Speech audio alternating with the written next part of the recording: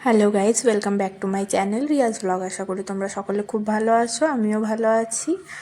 আমি চলে এসেছি আজকে নতুন একটা ব্লগ নিয়ে। তো আজকে আমরা চলে গেছিলাম পদ্ম টাটিগুলো তুলতে, মানে পদ্ম ফুলের মাঝখানে যে হলুদ অংশটা হয় সেটা থেকে এই ফলগুলো হয়। তো এটা খেতে খুব সুন্দর হয়। দেখো এখানে ছোট্ট মতন একটা পদ্ম ফুল হয়েছিল, আর এইদিকে দেখো, তো এই দেখো বুনু পদ্ম ফুলটা সামনে থেকে তুলে নিয়েছিল।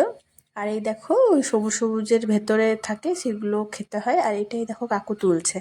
তো আমি, অস্মিতা আর বৃষ্টি আর কাকু আমরা চলে গেছিলাম। আমরা 3 বোন আর কাকু মিলে এগুলো তুলতে চলে গেছিলাম। ওই দেখো আমিও তুলে নিচ্ছি। তো প্রচুর মজা করেছি আজকে। আর যা রোদ ছিল, এই দেখো এরকম থাকে, এরকমভাবে তুলে নিতে হয়।